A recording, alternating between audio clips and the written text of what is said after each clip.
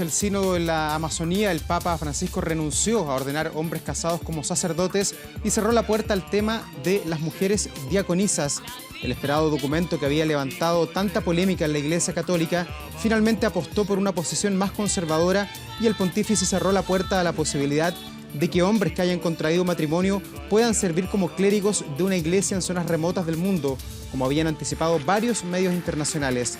La medida, que había sido aprobada por el Sínodo de la Amazonía, considerado como zona remota, pero había generado polémica en el Vaticano, finalmente no incluyó la exhortación apostólica Querida Amazonía que la Santa Sede presentó, en la que pidió que los sacerdotes que tengan vocación misionera opten por ir a la Amazonía ante la ausencia de clérigos en esta zona. Además, cerró la posibilidad de ordenar mujeres diaconisas que puedan impartir algunos sacramentos, al señalar que este sería reducir el papel de las mujeres en la Iglesia y clericalizar sus funciones. El proyecto de reforma surgió de la necesidad de llevar la Eucaristía y los sacramentos a lugares donde ya no hay sacerdotes, pero se transformó en una enorme polémica sobre el posible fin del celibato en la Iglesia.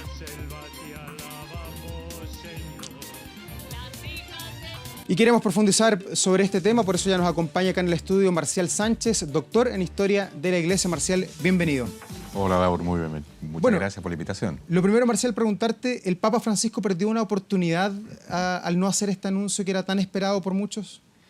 La verdad que después de la reunión de octubre, que se produce el tema de la Amazonía, efectivamente varios sectores de la Iglesia Católica, me incluyo, estuvimos esperando que se abriese efectivamente una posibilidad con respecto al tema del celibato y también del rol de la mujer dentro de la Iglesia. Lamentablemente esto no se dio. Entonces, yo creo que sí, el Papa, más que perder una oportunidad, el Papa hizo una evaluación de la situación hoy día que está sucediendo en el Vaticano, y dentro de esa evaluación que hizo de lo que está sucediendo en el Vaticano, estimó necesario, a la luz de sus consultas, de acuerdo a algunas personas que lo aconsejan, de no dar este paso. Habría sido un paso más que importante, creo yo, y más que importante y más que esperado, además, por varias iglesias a nivel mundial. Hay que recordar, por ejemplo, la iglesia alemana, que no hace mucho ya estaba planteando el tema, bueno, y este mismo grupo de obispos, de padres obispales que se juntaron, de acuerdo a la Amazonía, que estaban solicitando esta situación, la cual no es primera vez que se pide, ¿de acuerdo? Pero efectivamente y lamentablemente en lo personal considero que se podría haber dado un muy buen paso en lo que estamos viviendo en el siglo XXI y con todas las características que hoy día tiene la Iglesia Católica y con todos los problemas también que hay internos. Marcial, ¿y quién está informando hoy día al Papa? Ya lo hemos visto con el caso chileno, que en algún minuto el Papa dijo, bueno, estuve mal informado. Hoy día leía medios brasileños y dicen, los propios brasileños dicen, el Papa está mal informado, nunca entendió lo que está pasando en la Amazonía.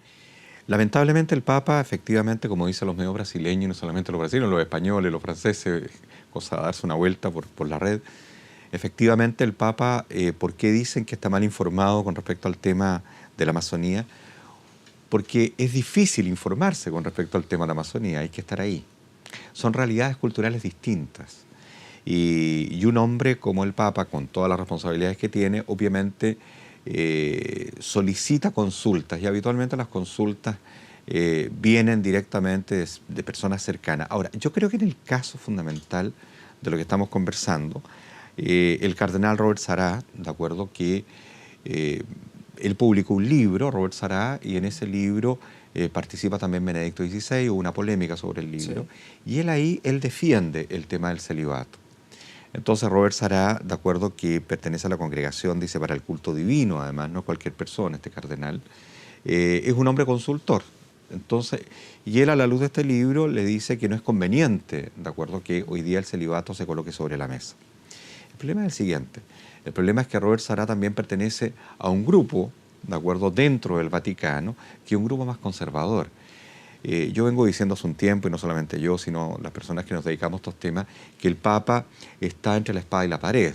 El Papa ha tenido, de alguna u otra forma, que ir manejando su propia bitácora. Y dentro de la bitácora el Papa efectivamente plantea esta posibilidad del celibato en su momento. El problema es que no puede avanzar en eso. Y el problema es que efectivamente las personas que él consulta o las personas que de alguna u otra forma le informan también, tienen intereses ¿ya? Y el Papa trata de alguna u otra forma dejar, no a todos contentos, que es muy difícil, pero sí tratar de avanzar dentro de una nebulosa, porque efectivamente hay nebulosas. Y esas nebulosas han llevado, de acuerdo que lamentablemente hoy día la Iglesia Católica, y no solamente por el caso de los abusos sexuales a menores que se han ido descubriendo en diferentes partes del mundo, inclusive acá en Chile, no, son otro tipo de temas, que son tomas de decisiones. La Iglesia Católica hoy día no se está colocando al alero del siglo XXI, lamentablemente. Pero la Iglesia está mostrando hoy día solamente al Papa como un ser progresista versus una cúpula de cardenales que todavía son muy conservadores. Eso es lo que está diciendo usted. Estoy diciendo que efectivamente el Papa de alguna u otra forma se plantea o se planteó como un hombre muy progresista. Detrás de él hay mucha gente, ¿de acuerdo?, que efectivamente es muy proclive a que se provoquen estos cambios. Te nombré la iglesia alemana, ahora podemos hablar de la iglesia brasileña y también en Chile, ¿de acuerdo? Tenemos varios sacerdotes que también se han planteado frente al tema.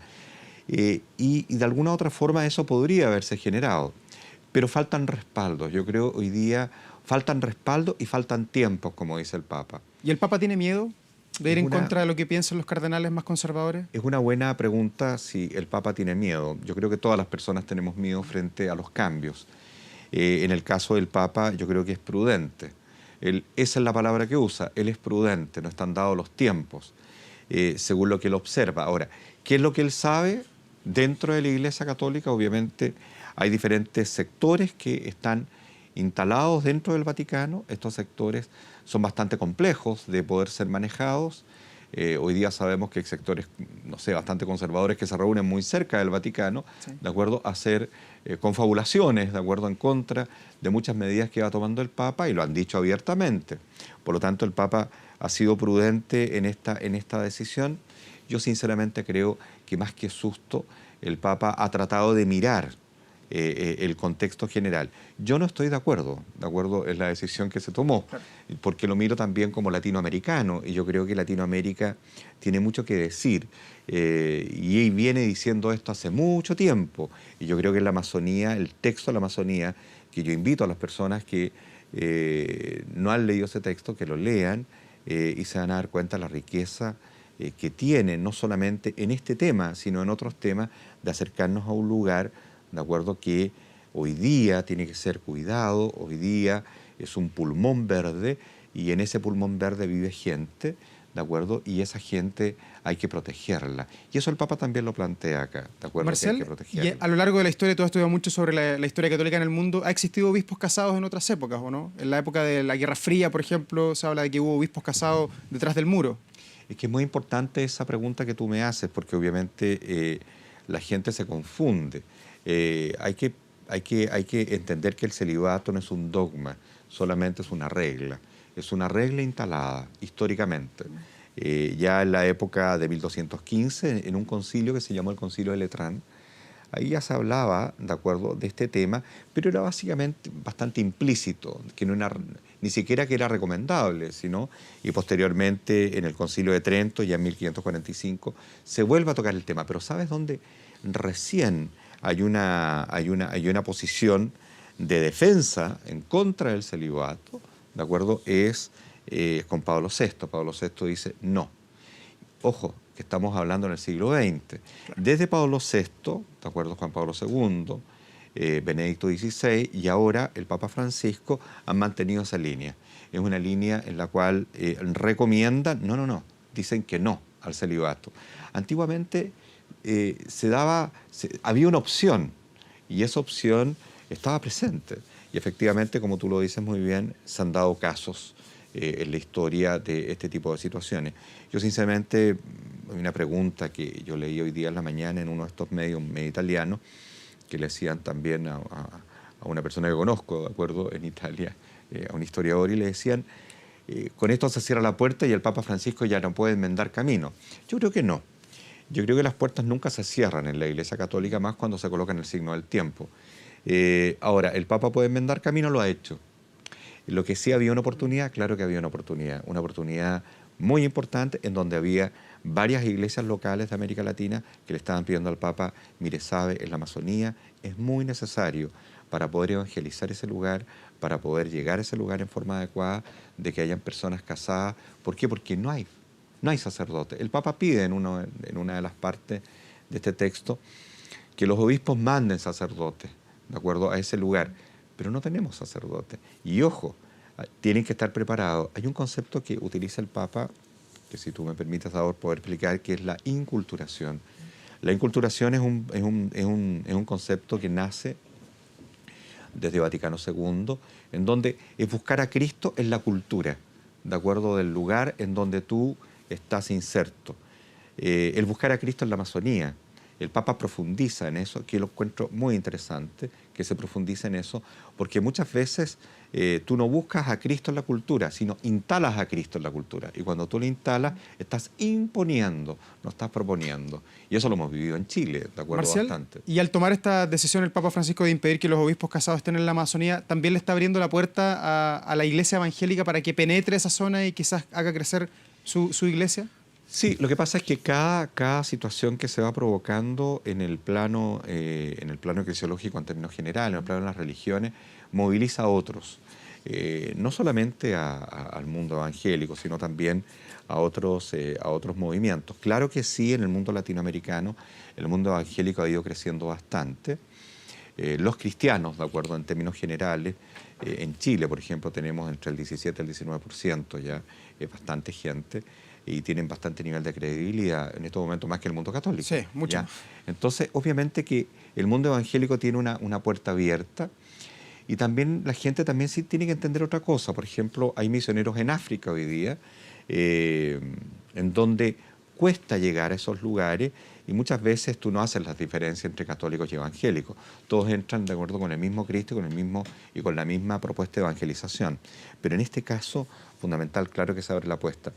Y no solamente esta puerta, hay otros, por ejemplo, que plantean que a la luz de si tú empiezas a relativizar toda la problemática, este tipo de problemática, tú también dejas que otras iglesias que son más dogmáticas, ¿de acuerdo? Por ejemplo, como el mundo musulmán, entren con más fuerza. Entonces, claro que sí, cada decisión que toma, ¿de acuerdo?, alguna de las iglesias provoca el movimiento de la otra en el lugar donde se está tomando.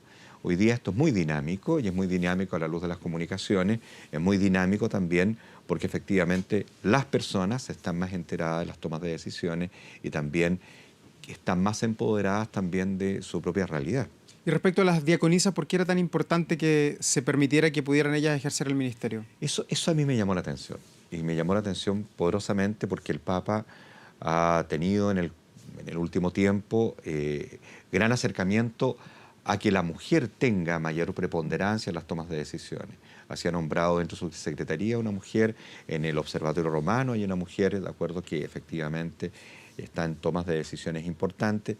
Y no solamente en eso, el Papa ha sido muy explícito cuando ha planteado, por ejemplo, que en el mundo africano hay mujeres que están siendo vulneradas, religiosas que están siendo vulneradas, y también por obispos. Y eso lo ha dicho, y eso hay que cambiarlo. Por lo tanto, y ha llamado a las mujeres a tener mayor participación en la Iglesia Católica. Yo esperaba mayor participación. ¿Y sabes por qué? Porque dentro del mundo de la Amazonía, las mujeres han sido claves, han sido fundamentales. Y no solamente en el tema de la evangelización, sino el tema del acompañamiento, de acuerdo a las personas que están ahí. Y efectivamente era un paso clave. ¿Por qué? Porque hoy día las mujeres, en términos generales, hacen muchas cosas dentro de la iglesia, muchas cosas dentro de la iglesia. Y efectivamente faltaba dar este paso de poder darles mayor respaldo.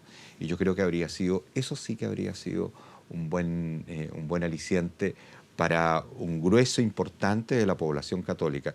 Si uno toma el contexto general de hombres o mujeres católicas a nivel laical, hay más mujeres que varones, de acuerdo, participando en la Iglesia Católica. Lamentablemente no ocupan lugares de toma de decisiones. ¿Pero quedaron todas las puertas cerradas o quedó más cerrada la puerta del celibato que la de permitir que las mujeres ingresen a la iglesia, a la cúpula? Las puertas, te repito, las puertas nunca se cierran, ¿de acuerdo?, en la Iglesia Católica, pero sí efectivamente va a costar mucho más abrirla, ¿de acuerdo?, porque hay un cierre. Ahora, yo creo sinceramente que el tema del celibato es fundamental, pero es discutible. Es discutible porque no es un dogma, yo como te lo planteaba, lo mismo que pasa con las mujeres. Y yo creo que estamos en veremos. Hoy día la Iglesia alemana está en un proceso interno muy profundo en donde se están discutiendo estos temas. Y hay una nota de uno de los secretarios del Papa que dice que las normas planteadas son para cumplirlas. Esto es bien importante, porque resulta que perfectamente podrían no cumplirse. La idea es que se cumplan dentro de la Iglesia Católica, que es una iglesia jerárquica, eso es lo que está pidiendo, pero también hay miedo a que no se cumplan. Y hay un problema, porque efectivamente que si ya no se empiezan a cumplir ciertas normas, se empieza a deslegitimar. Y es lo que podría suceder, de acuerdo, en algunos sectores de la población y fundamentalmente en la Amazonía, porque hay sectores, hay obispos que participaron en el encuentro en la Amazonía en octubre y se dan cuenta como que no fueron tomados en cuenta sus puntos de vista.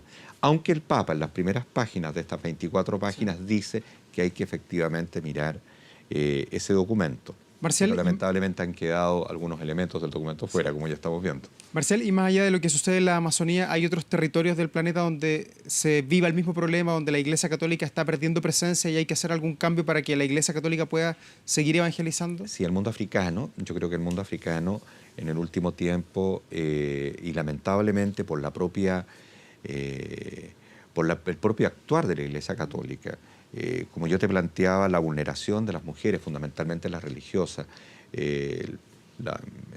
Hay una teóloga, Bouchou, de acuerdo, que planteó esto ya hace un tiempo atrás, de acuerdo, que había que hacerse cargo de esto. El Papa se está empezando a hacer cargo. El problema es que llegan tarde, porque al final, o se llega tarde, porque al final ya se han provocado vulneraciones potentes, fuertes, y que la gente observa eso. Ahí tú tienes el mundo africano, sectores del mundo africano, aunque sí hay que reconocer que efectivamente la Iglesia Católica en su conjunto hace mucho bien, de acuerdo, en países hoy día que están siendo muy vulnerados en el mundo africano. Ahí hay un elemento, y ahí también hay otros elementos, por ejemplo, el mundo francés. Ya, yo creo que si nos vamos a Europa, Francia, por ejemplo, Alemania, son países que se plantean cristianos, se plantean católicos, pero han sido hoy día muy penetrados también por el mundo, por otras religiones, ¿de acuerdo? Y no solamente cristianas, y se están abriendo también esa posibilidad.